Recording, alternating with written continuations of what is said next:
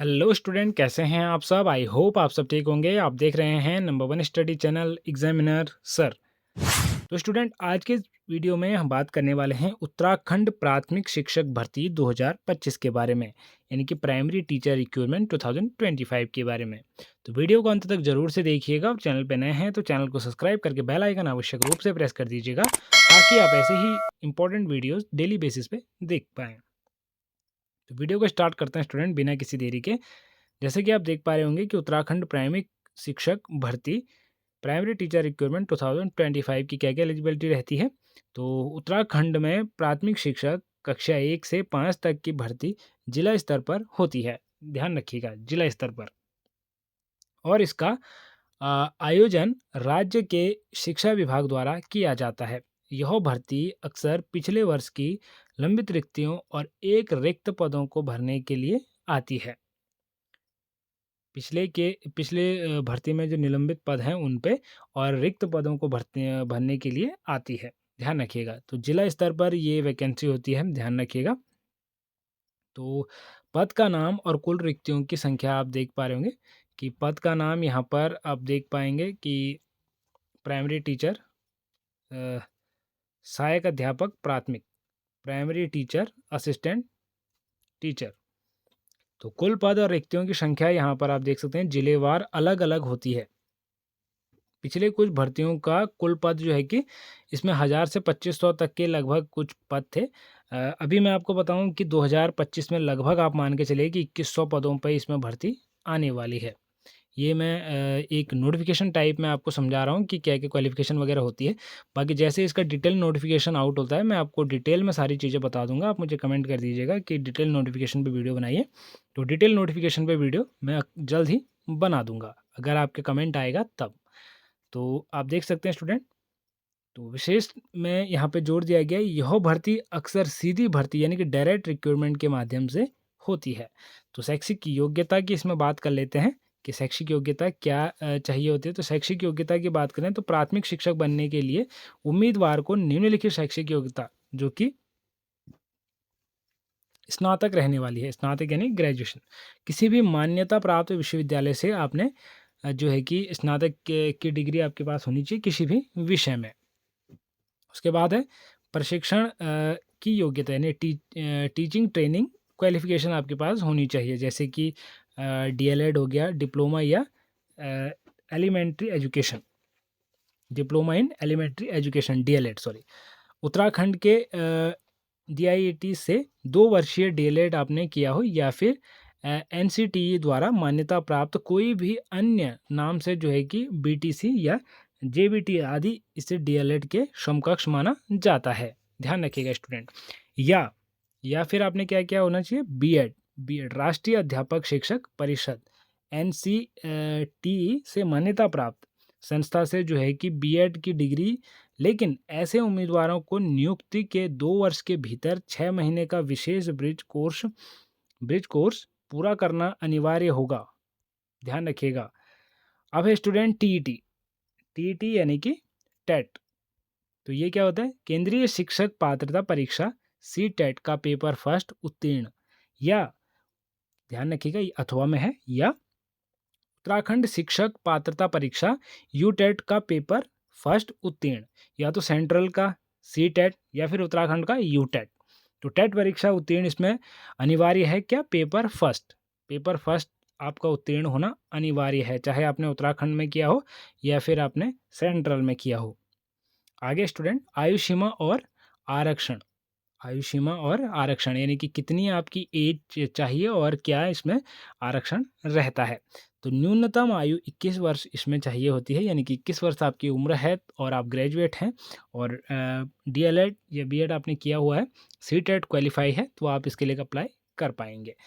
और अधिकतम आयु सीमा 42 वर्ष इसमें रखी गई, यानी कि 42 वर्ष अगर आपकी आयु है तो आप इसके लिए अप्लाई कर पाएंगे। अब इस 42 वर्ष में छूट भी यहाँ पे दी जाती है, जो कि नियमानुसार SC ST श्रेणियों को छूट मिलती है राज्य सरकार के नियमों के अनुसार, तो वो छूट भी इसमें दी जाती है स्टूडेंट। ध्यान रखिएगा, 5 वर्ष की, 3 वर्ष की, इस प्रकार से।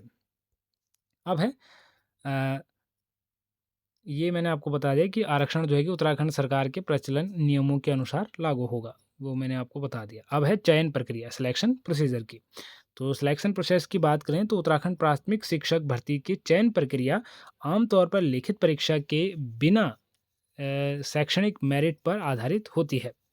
यानी कि इसमें कोई रिटन एग्ज़ाम नहीं होता, सीधे शैक्षणिक मेरिट के आधार पर जो आपके टेट वगैरह में आपकी परसेंटेज हो उसी बेस पे की जाती है। लेकिन नई भर्ती अधिसूचना के अनुसार जो है कि इसमें बदलाव संभव है।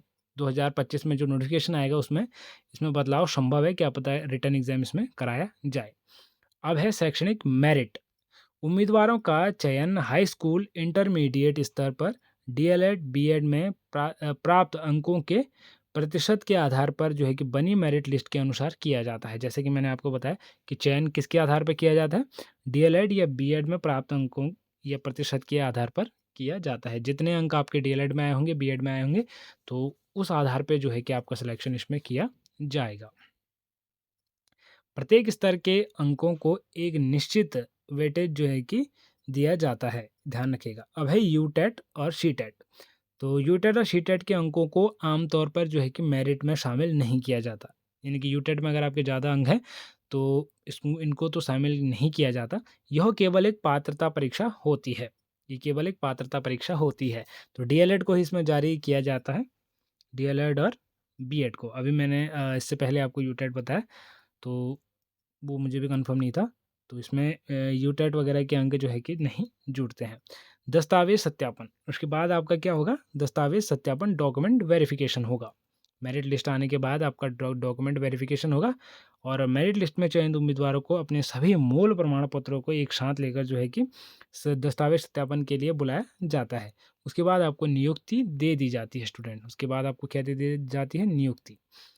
सफल दस्तावेज सत्यापन के बाद जो है कि उम्मीदवारों को जिले के भीतर मेरिट और उपलब्ध रिक्तियों के आधार पर जो है कि विद्यालय आवंटित किया जाता है।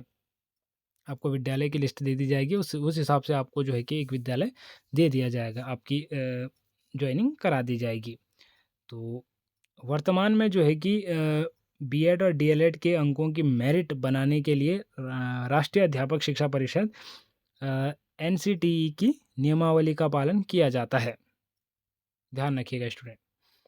अब है आवेदन प्रक्रिया। तो एप्लीकेशन प्रोसीजर इसमें क्या रहने वाला है, तो आवेदन का माध्यम आमतौर पर जो है कि ऑनलाइन या निर्धारित रूप से किया जाता है, जिसे जिला शिक्षक अधिकारी कार्यालय में जमा कराना होता है। अधिसूचना, भर्ती की आधिकारिक सूचना उत्तराखंड शिक्षा विभाग की वेबसाइट या संबंधित जिला शिक्षा अधिकारी कार्यालय के माध्यम से जारी की जाती, या तो जिला शिक्षा अधिकारी कार्यालय के माध्यम से जारी की जाएगी या फिर जो उत्तराखंड की शिक्षा विभाग की वेबसाइट है उसके माध्यम से जारी की जाएगी, ध्यान रखिएगा स्टूडेंट। अब है आवेदन शुल्क। तो आवेदन शुल्क का विवरण जो है कि आधिकारिक सूचना पे, आधिकारिक वेबसाइट पे आप देख सकते हैं, आधिकारिक अधिसूचना में। तो जैसे ही आधिकारिक अधिसूचना आएगी आपको जो है कि इसमें मिल जाएगी। ध्यान रखिएगा यह जानकारी पिछली भर्तियों और वर्तमान नियमों पर आधारित है। किसी भी आगामी भर्ती के लिए आपको जो है कि उत्तराखंड शिक्षा विभाग की आधिकारिक वेबसाइट पर जारी होने वाली नवीनतम अधिसूचना, लेटेस्ट नोटिफिकेशन की जाँच अवश्य करनी चाहिए, ध्यान रखिएगा स्टूडेंट। बाकी किसी प्रकार के नोटिफिकेशन अगर आप चाहते हैं तो आप मुझे कमेंट कर सकते हैं, या फिर पिछले वर्ष की जो भी इसके नोटिफिकेशन था, अगर आप चाहते हैं कि मैं वो नोटिफिकेशन आपको एक बार दिखाऊं, और जैसे ही इसका नोटिफिकेशन आएगा तो वो तो हमारे चैनल पे वीडियो आ जाएगी।